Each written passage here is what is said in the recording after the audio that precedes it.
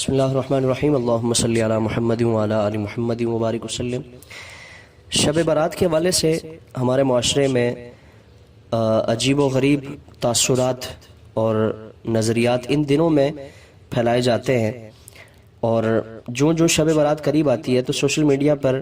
مختلف لوگوں کی اس طرح کی ویڈیوز اور پوسٹیں دیکھنے اور سننے کو ملتی ہیں جو کہنے کو ایک بڑا علمی نام رکھتے ہیں، لیکن باتیں ان کی سن کر یوں محسوس ہوتا ہے کہ قرآن و سنت سے بالکل ناآشنا ہے۔ اور اس حوالے سے جو آپ صلی اللہ تعالیٰ علیہ وآلہ وسلم کے فرامین ہیں اور محدثین نے اس حوالے سے جو کلام کیا اس سے بالکل ہی ناآشنا ہے۔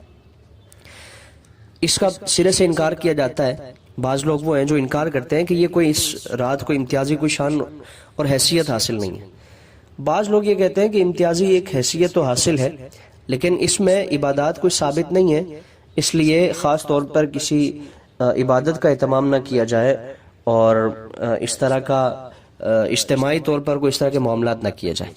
بعض مختلف طرح کے اس طرح کے رجحانات نظر آتے ہیں۔ یاد رکھیں، قرآن کریم میں اور حدیث رسول صلی اللہ تعالیٰ علیہ وآلہ وسلم نے جو اصول بیان فرمائے، ان اصولوں کے مطابق اگر کوئی بھی چیز فٹ بیٹھتی ہے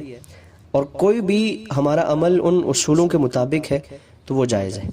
اور اگر اصولوں کے خلاف ہے تو یقیناً اس کی حوصلہ شکنی کی جائے گی، اس کی مذمت کی جائے گی۔ اب شب برات میں بعض ایسے معاملات ہمارے معاشرے میں ہیں کہ جن کی حوصلہ شکنی ضروری ہے۔ مثال کے طور پر آتش بازی کرنا، پٹاخے پھوڑنا اور دیگر اس طرح کے معاملات ہیں، ان کی کلیتاً ان کی نفی کی جائے گی اور کسی طور پر بھی ان کی حمایت نہیں کی جائے گی۔ لیکن اس رات میں جو عبادتوں کا معاملہ ہے تو وہ باقاعدہ حدیث رسول صلی اللہ تعالیٰ علیہ وآلہ وسلم میں ثابت ہے۔ شب برات کے حوالے سے باقاعدہ بڑے کبار صحابہ کرام کی روایات ہمارے سامنے موجود ہیں، جس میں خلیفہ اول سیدنا صدیق اکبر رضی اللہ تبارک و تعالیٰ عنہ، حضرت مولا کائنات مولا مشکل کشا،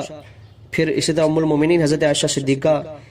حضرت معاذ بن جبل، حضرت ابو ہریرہ، حضرت ابو موسیٰ اشعری اور دیگر کبار صحابہ کرام کی روایات اس مقدس رات کے حوالے سے کتب حدیث میں موجود ہیں، اور باقاعدہ محدثین نے شب برات کے حوالے سے اس کی فضیلتوں کے حوالے سے ابواب باندھے، جن میں امام ترمذی ہیں، امام نسائی ہیں، امام ابن ماجہ ہیں، امام احمد بن حنبل ہیں، ابن ابی شیبہ ہیں، دیگر محدثین نے اس رات کی فضیلت کے حوالے سے باقاعدہ ابواب باندھے۔ اور کتب حدیث میں محدثین کی طرف سے کوئی باب باندھنا یہ ایک محض ہماری طرح جس طرح ہم باب باندھ دیتے ہیں کتابیں لکھتے وقت، تو یہ ایک محض رسمی کارروائی نہیں ہوتی، بلکہ اس کے پیچھے ان کا ایک عقیدہ اور نظریہ ہوتا ہے۔ تو محدثین بھی یہ عقیدہ دے رہے ہیں کہ یہ رات باقاعدہ اس کی فضیلت ثابت شدہ ہے، اور پھر وہ اپنا عمل بھی اس کے پیچھے کار فرما ہوتا ہے، یعنی ان کا عمل بھی اسی کے مطابق ہوتا ہے، تو اسی ایک خیال کے تحت وہ ابواب باندھے جاتے ہیں۔ تو صحابہ کرام کے دور میں اور محدثین نے اس کو اپنایا، صحابہ کرام نے بھی اپنے معمولات میں اس رات کی عبادت کو شامل فرمایا، کیونکہ آپ صلی اللہ تعالیٰ علیہ وآلہ وسلم نے اس کی تربیت دی۔ اور تربیت کیسے دی؟ سنن ترمذی میں، ابن ماجہ میں، مصنف ابن ابی شیبہ میں اور مسند امام احمد بن حنبل میں جو اس کی روایتیں موجود ہیں کہ آپ صلی اللہ تعالیٰ علیہ وآلہ وسلم کثرت کے ساتھ اس ماہ مقدس میں روزوں کا اور شب بیداری کا اہتمام فرماتے ہیں۔ تو عرض کی کہ یا رسول اللہ کیا وجہ ہے کہ آپ اس رات کو خاص فرماتے ہیں؟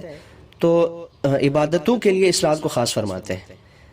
اس مقدس مہینے میں عمومیت کے ساتھ اور خصوصاً آپ صلی اللہ تعالیٰ علیہ وآلہ وسلم اس مقدس رات میں عبادتوں کا اہتمام فرماتے ہیں۔ تو حضور نے فرمایا کہ یہ ایسی رات ہے کہ جس میں ابن آدم کے اعمال اللہ کی بارگاہ میں پیش کیے جاتے ہیں، اور میں یہ چاہتا ہوں کہ جب میرا عمل اللہ کی بارگاہ میں پیش کیا جائے تو میں روزے کی حالت میں ہوں، یعنی مجھے روزہ دار کی حیثیت سے اللہ کی بارگاہ میں میرا عمل پیش کیا جائے۔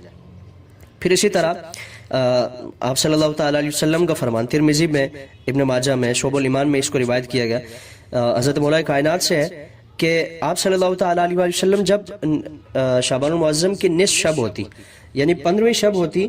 تو اس سے متعلق فرماتے ہیں کہ اس میں رات میں قیام کرو اور دن میں روزہ رکھو، کہ اس رات میں انسانوں کے اعمال اللہ کی بارگاہ میں پیش کیے جاتے ہیں۔ پھر حضرت عائشہ کی جو روایت ہے کہ اللہ تعالیٰ بنی کلب کی بکریوں کے بالوں کی تعداد کے برابر اس رات میں گناہگاروں کی مغفرت فرماتا ہے، سوائے چند افراد کے جو کبیرہ گناہوں میں مبتلا ہیں۔ آپ صلی اللہ تعالیٰ علیہ وآلہ وسلم نے ان کا عمل بھی بیان فرمایا اور ان کی محرومی کو بیان فرمایا۔ پھر ایک اور حدیث ہے کہ آپ صلی اللہ تعالیٰ علیہ وآلہ وسلم نے فرمایا کہ اللہ تعالیٰ اس رات میں غروب آفتاب کے بعد سے اور اگلے دن طلوع صبح صادق تک آسمان دنیا پر اپنی شان کے مطابق نزول اجلال فرماتا ہے، اور اس کی طرف سے اس کے بندوں کو ندا فرمائی جاتی ہے کہ ہے کوئی جو مجھ سے بخشش مانگنے والا ہو، ہے کوئی جو مجھ سے رحمت مانگنے والا ہو، مجھ سے نعمت مانگنے والا ہو، مجھ سے فلاں فلاں فلاں چیز، یعنی کسی بھی خیر اور کسی بھی بلائی کے حوالے سے سوال کرنے والا ہو، تو فرمایا جاتا ہے کہ وہ کسی بھی چیز کے حوالے سے سوال کرے گا، اللہ تعالیٰ کی طرف سے اسے عطا فرمایا جائے گا۔ تو اسی لیے آپ صلی اللہ تعالیٰ علیہ وآلہ وسلم باقاعدہ سے اس رات میں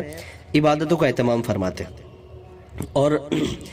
اس رات میں باقاعدہ آپ صلی اللہ تعالیٰ علیہ وآلہ وسلم کا قبرستان جانا بھی ثابت ہے۔ حضرت عائشہ صدیقہ رضی اللہ تبارک و تعالیٰ عنہ کی روایت ہے کہ آپ صلی اللہ تعالیٰ علیہ وآلہ وسلم جب حضرت عائشہ نے آپ کو حجرے میں نہیں پایا تو آپ کو ڈھونڈتی ہوئی وہ گئیں اور ازواج مطہرات کے حجرے میں دیکھا، مسجد نبوی میں دیکھا، کہیں نہیں پایا، تو پھر آپ صلی اللہ تعالیٰ علیہ وآلہ وسلم کو ڈھونڈتے ہوئے انہوں نے دیکھا کہ وہ سرکار جنت البقیع میں ہیں۔ اب سرکار جب دعا سے اور مناجات سے فارغ ہوئے تو آپ نے فرمایا کہ عائشہ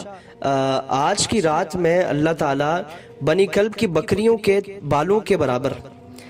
گناہگاروں کی مغفرت فرماتا ہے، سوائے فلاں فلاں جو کبیرہ گناہوں میں مبتلا افراد ہیں۔ تو حضور قبرستان تشریف لے گئے۔ اب ایک صاحب نے یہاں عجیب و غریب بات کی کہ